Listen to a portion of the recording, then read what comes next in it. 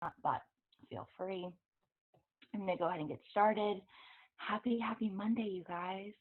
I'm so excited to see all your faces bright and early, bushy tailed, coming to our coffee chat, either to knock out your workout like Jill Lynn is doing, crushing it over there, or just to kind of hear some information, see if it's something you can apply to your life, which I'm sure um, something I say will be. So today I wanted to talk about how to create a lifestyle that includes your family while still being able to get results. Now, I know that for a lot of us, we live with other people. We may have children. Those people that we live with, our children, right? They don't have the same goals as us, right? So how do you create this lifestyle where you're not like living a double life, having to cook, 18 meals a week instead of, just the 9 dinners that you're serving or 7 dinners you're serving your family. And you guys, all I have to say is that if I can do this, you can do this.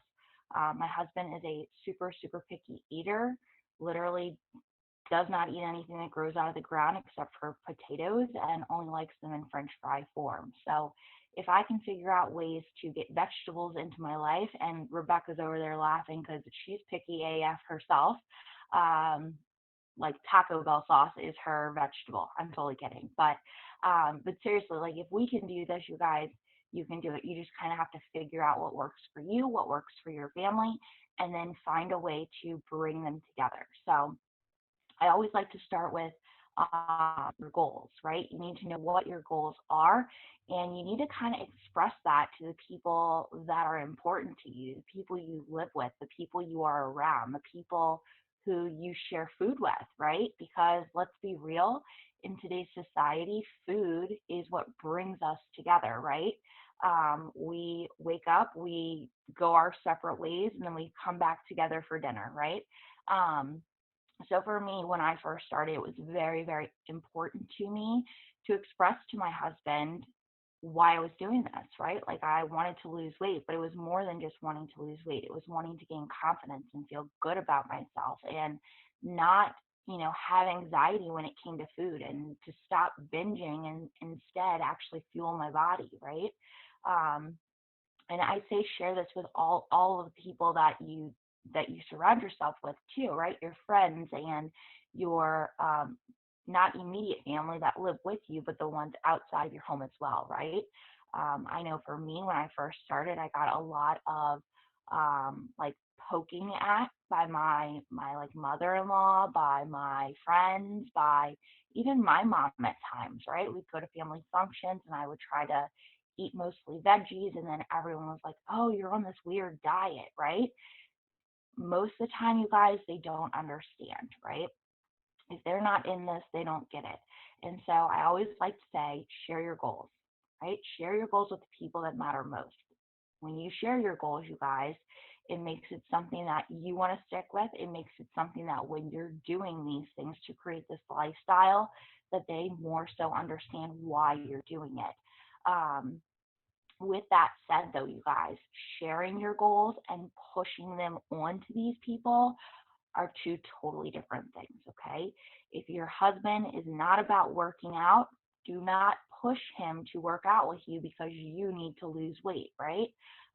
My husband is like 145 pounds soaking wet, and I've been doing this for 5 years and he does not work out with me. He is not about that life. He doesn't feel like he needs to work out, which is totally fine, right? My goals are to work out every day. They're not his goals. He knows that my goals are to work out, and he knows that I wake up before the baby now every single day to get my workout in, right? So share your goals, but don't push them onto people, and share why they're important to you, right? Like not just wanting to lose weight, but why is that important to you? I say this because I was at a point in my journey that, I had people telling me I had lost 50 pounds prior to having Morgan, and people started telling me, my loved ones, that I need to go eat a cheeseburger, right? My goals at that point had changed because I had already lost the weight. So they didn't understand why I was still quote unquote dieting, why I was still working out every day, right? And it's very frustrating. And I am sure that a bunch of you can relate when you are so dead set on becoming healthier and creating a lifestyle, and people around you are laughing in your face, right? It got to a point that I exploded on my mother in law and basically told her that I never wanted to be fat again, and she could make fun of me all she wanted, but I didn't give a flying F, right? I don't want you guys getting to that point. So it's important that as you create your lifestyle, as you reach your goals that you share about, that you share your new goals too, right? Again, it's not just about losing weight, it's about being healthier and, creating that ripple in my own family, right? Eventually they will come around, right? People stopped poking fun at me. 5 years later, they now reach out to me and ask for help. Um, so once you have that kind of dead set, it gives you another form of accountability too when you share your goals with other people. So when you're creating this lifestyle, um, you know, and you move outside your home, when you go to activities outside your home, when you go on vacation, when you go to the camp for the weekend, when you go to your kid's soccer game, people understand that this is not just something that happened for 7 days and then you quit. With that said, you guys, you have to be consistent when you're creating a lifestyle, right? If you want to take yourself seriously, if you want to reach your goals, consistency is key. You have to show up every single day for yourself. You have to treat each and every meal as if it is the most important meal of your day, right? You can't go and eat healthy all day long and then at the end of the day eat like 47 slices of pizza and like two ice cream cones and all the things, right? Because that is not creating a lifestyle, and that's showing the people who live with you, who see you doing these types of things, that okay, she's not really serious about that, right? You want people to take you serious so that if you start falling off, they call you out, right? I know for me, my husband, he'll tell me like, aren't you doing 80-day obsession? He told me that the other day because I really wanted an ice cream cone, and I told him I did not want to cheat during my program, right? And it wasn't him saying you shouldn't have the ice cream cone, but I shared my goals with him every single time I start a program. And so when I go to eat off plan, he reminds me without even thinking about it, right? um, so one of my biggest tips when it comes to creating a lifestyle is to be consistent so that people take you serious and so that you take yourself serious, right? And when I say consistency, you guys, I mean consistent, right? Show up every day that your program tells you to, eat on the meal plan that your program tells you to. And I'm going to get more into detail about this, but you guys, it's so easy to include the people around you, even if they are picky eaters. So I think I'm going to start with the easiest thing, which is your workouts, right? Like, when it comes to your workouts, you guys, talk to the people you live with about them, right? I know that for me, a lot of my clients either live at home with their parents or have a spouse. And so it comes down to sharing space with other people. So when that happens, you have to again share your goals, be consistent about it. But guys, work around your family, right? Work around your schedule too. So when I was working full time, way before I had kids, right? I hated waking up early. I still do hate waking up early, but what I would do is that as soon as I would get home from work at 5:15 every single day, I would work out. That was my workout time. My husband knew that if he came home at 5:15, I would be in the living room working out every single day, right? My life now is completely different. I don't go into a 9 to 5 job. I work from home and I also have a baby. So now instead of me working out at 5:15 in the afternoon, I wake up every single morning, especially now that I'm doing 80-day obsession where the program is longer, it's 40 minutes to an hour. I wake up every single day before my husband now. I wake up every single day before our baby now to get in my workout. And in the beginning, my husband was like, "What? Why is your alarm going off at 5 o'clock in the morning, Ashley?" And I was like, look, like my workouts are an hour long. And if I can't get them done before the baby wakes up, it feels like it's impossible to get done, right? So again, I shared with him why I was doing what I was doing, and he totally understood, right? If you're sharing space with someone like your in-laws or your parents, you may have to explain to your mom and dad why you're working out right before the family is supposed to go into the den and watch this TV show that you guys have been watching for years, right? They may not understand why you're doing it. So explain to them why you're doing it and then show up every single day consistently at that time that you're going to be doing it, right? So scheduling your workout around yourself, around your family, in the most convenient way for you, right? Don't push your workout off until the end of the day, because if you're creating a lifestyle out of this, you guys, that consistency of pushing it off, pushing it off, pushing it off, you're going to create a lifestyle where you're constantly pushing it off, right? My biggest suggestion now, I used to hate waking up early to get my workouts in, but my biggest suggestion now, you guys, is to do it. Like, yeah, it sucks, but moving your body first thing in the morning, you guys, gives you so much energy throughout your day. Like, you're going to feel dead tired, but as soon as you get your workout in, you're going to feel so awake, so alert, so alive. And I love knocking it out at the beginning of the day because I have the rest of the day to spend doing whatever type of family activities I want to do with my family, right? I get to spend unplugged time with the baby instead of working out while she's awake. Um, so the next thing I want to talk about is nutrition. Nutrition, you guys, when it comes to your lifestyle, is 80% of your results. You cannot outwork a bad nutrition. I say that over and over and over again. I have to preach that to myself over and over and over again. I think that we have it in our mind because of diet culture and because of society that if we work out for 3 or 4 hours a day, we're going to get abs. And that's just like not the truth. And honestly, like, I don't know about you, but I barely want to work out 30 minutes a day, you know? But you are working out 30 minutes a day. You may be working out an hour a day, like I am right now with 80-day obsession. And so really hone in on your nutrition, you guys. And again, this is one of those things where if you're serious about this and you are making this into a lifestyle, the people around you will notice that as well, right? But if you're someone who is half-assing your nutrition, if you're someone who is sometimes in, sometimes out, you go to family functions, you go to dinner with friends, and you're like, oh, my meal plan doesn't matter tonight, right? They're going to become accustomed to that and they're not going to take you seriously either. So whenever you go to eat off plan or whenever you go to eat on plan, it's going to confuse them and they're going to question you, right?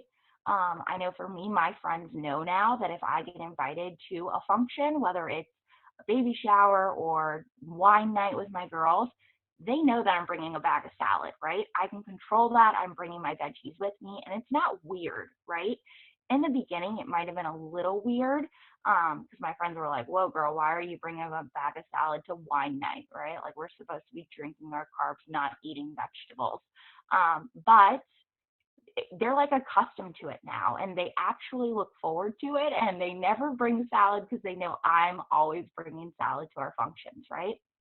Um, so when it comes to your nutrition, you guys, you have to be not all in, but you have to be at least 80-20 with your nutrition, right? I'm not telling you never to eat pizza. I'm not telling you to never drink the wine, but consistency is key. If you're constantly eating the donuts, going to the showers and eating all the desserts, one, you're not going to see results. Two, you're going to create a lifestyle of inconsistency, which again is not going to get you results. And then number three, the people around you are going to see that type of lifestyle that you're creating, and they're either going to take you seriously for following it, or they're going to be like, okay, this is just another one of those things that she talks about but never follows through with, right? Um, so when it comes to your nutrition and how you include your family with that, right? A lot of my clients will tell me like my husband will not eat vegetables, right? There's no way my husband would ever eat diety foods. You guys, the thing that I love, love, love about this lifestyle is that the nutrition is for your family, right? If you go look up any of the nutrition plans, guys, you can eat burgers, you can eat tacos, you can eat freaking whatever you want. There is a healthier option to it. And the healthier options, you guys, don't taste like cardboard. They don't taste bland. They don't taste like diet food, right? And so the way I work our plans around my family is that what I do is I lay out my meal plan for the week first, and then I incorporate what they're going to be eating around that, right? So for me, I only cook dinner for my husband. I don't have to worry about his lunches because it's usually leftovers. And he's not a breakfast person, so I don't push it on him. But I lay out what I'm eating. You should know what you're eating at every single meal of your day. If you're winging it, again, you guys, that's a lifestyle that like you just don't want to start, right? The lifestyle of winging it, right? Because that's, again, it's not going to be consistent for you. It's not going to get you results. But you're going to want to plan out what you're eating. Preferably, you're going to want to prep out what you're eating if you can. And then you're going to want to include your family around that, right? So for me, what I do is I plan out what I'm eating at every single meal of the day except for dinner. And then for dinner, I plan out what my family is going to eat. And then I make very small substitutions so that I can eat the same exact thing that they're eating, right? Essentially, am I cooking 2 meals? Maybe, but it's not like I'm cooking a giant gumbo and then homemade beans in the same night, right? Like I'm not slaving over the stove for hours on end so that I can eat healthy and my husband can eat garbage, right? I'm making very small substitutions. So, for instance, every single Monday in our household, we eat red beans. Rebecca's probably over there dying because she eats red beans like 8 times a week. It's her favorite food. But every single night we eat red beans, right? The rice I cook for my husband and my baby, right? My husband likes white rice, right? White rice is not on our meal plan. Will it kill me? Probably not. But will it get me the best results? Definitely not, right? So what I do is I steam in the microwave a bag of cauliflower rice. And I substitute the white rice for me with cauliflower rice, right? Like that's a super easy substitution. Every single Monday night, that's what we eat. Every single Tuesday, we eat Taco Tuesday.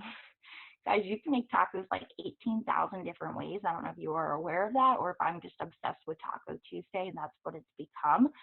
But again, this is something that is super easy that you can make for your family, and something that's super easy that you can substitute small things for yourself. So, for instance, I will buy a taco kit for my husband. So he'll eat, the taco shells or the tortillas.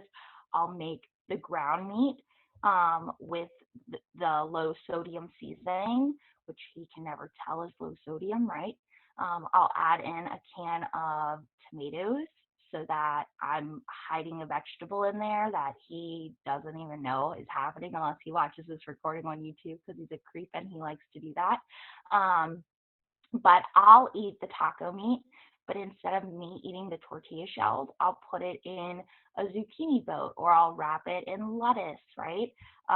So it's a small substitution for me that isn't making me go like way out of my way to create a whole different meal, right? Last week I made homemade Salisbury steaks, which is basically like a hamburger, like soaked in brown gravy with mashed potatoes. Again, like, will mashed potatoes kill me? No. Did I eat the mashed potatoes? Yes. But what I also did was that I added a cup of cauliflower rice to my mashed potatoes, right? Jake would murder me if he ever knew he had to eat cauliflower rice. But it gave me a green container, a yellow container for my potatoes, and then a red container for my Salisbury steaks, right? Again, easy substitutions for me that my family can still live around, right? Now, fortunately for me, my baby is obsessed with vegetables. And I pride myself on that because I feel like ever since she was little, I always made an effort to eat vegetables in front of her, right? I always made an effort to not show her the cookies or not go to the goldfish right away. Does she eat goldfish? Fish? Yes, they're staples in our house. Does she eat cookies? Yes, they are staples in my house. And a lot of you are probably like, okay, give me your secret. Like, how do you get her eating vegetables, right? First off, she's less than 2 years old. So she didn't really have her mind made up when she entered this world on whether she's going to eat vegetables or not. If you have a child who is a picky eater, who doesn't want to eat the vegetables, I actually invested in both Ultimate Portion Fix and in To Be Mindset. Both are our nutrition programs. Both come with amazing videos from the creators. And in the To Be Mindset, Ilana, the nutritionist who created that program, actually talks about having children who are picky eaters and how to get them to eat vegetables. And one of her secrets is to not make it a big deal, right? Like if you make something a big deal and you're like, you have to eat your vegetables, you're fighting your kids, right, for them to eat their vegetables, they're most likely going to resist you, right? But if you make it to where like you like vegetables and these are mommy's special vegetables, right? Your kids are going to eventually come around and be like, can I have one of those? Or they're going to want to eat what you're eating, right? So if your family, if your children constantly see you fueling your body with junk, of course that's what they're going to want, right? Our kids look up to us. Our kids look to see what we're doing, and they want to be what we are, right? So be the person, do the things that you want your children to do. Children don't do as we say, they do as we do. I'm a firm believer in that. And so I find that Morgan likes mini peppers because that's what I eat every single day. She sees me eating these mini peppers. I don't make a big deal of that about it. I'm like, here, want a mini pepper? She bites into it and we're all good, right? Um, with that too, guys, when it comes to introducing things like vegetables to your family, find vegetables that are fun, right? Don't fill your house with spinach, which I eat every day, broccoli, which I eat probably every day too. But, those are not really fun vegetables, right? Those are vegetables that are like, ew, those are green vegetables and I don't want to eat that, right? Um, but if you find like fun vegetables for your kids, like the little mini peppers that I'm talking about, they're fun in color, right? They're fun in size for little kids. You could also like cut up different vegetables like in different shapes and stuff, to have like sensory play with your kids. Kids love to play with food, right? That's how they learn. And guys, it makes a huge, huge difference, right? So if you know that your kids hate broccoli, don't force it on them, right? Maybe try a different vegetable and see if they would want to try it, right?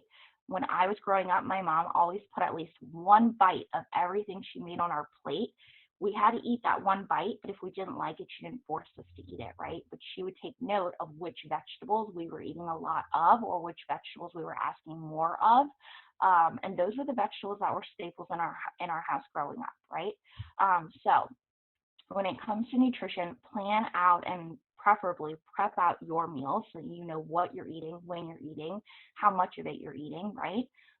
And make your meals around your family, right?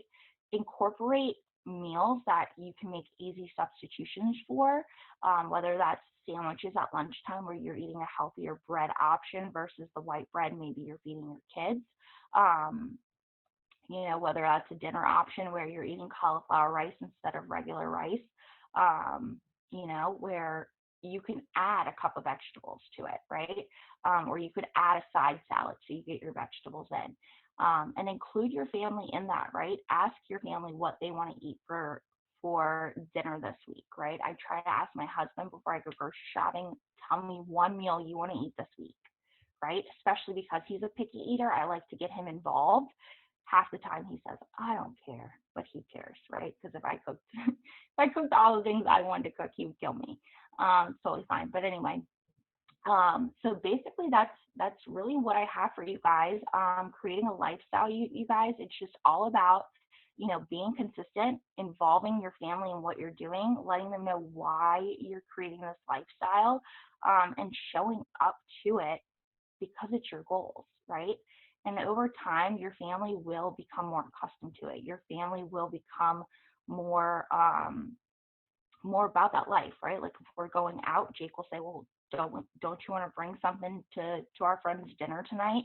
You guys, that's not weird, right? If you have a food allergy, you're bringing food places with you.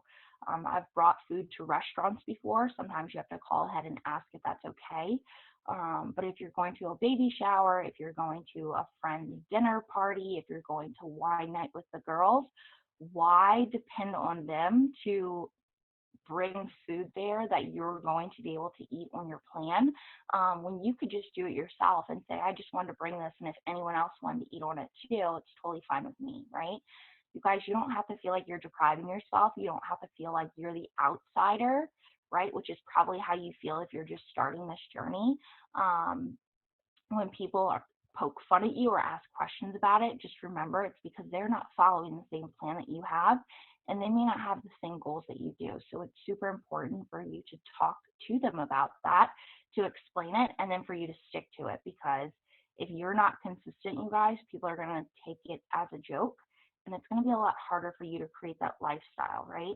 The more you do it, the better you get at it. 5 years into this, you guys, I'm pretty well adaptable. I pretty much know that when we go to the camp for the weekend, I have to bring all my food because Jake and his mom don't eat vegetables.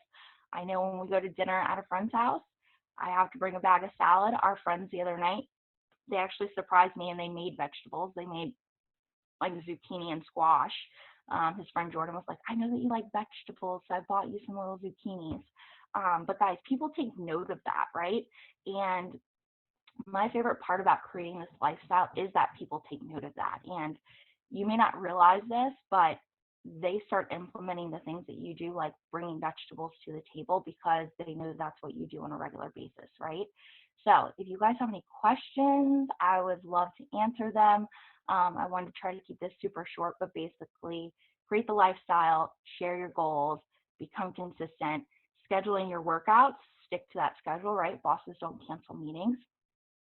Plan and prep your meals, and then include your family in the meals that they want to eat with very small substitutions for yourself to make your life easier.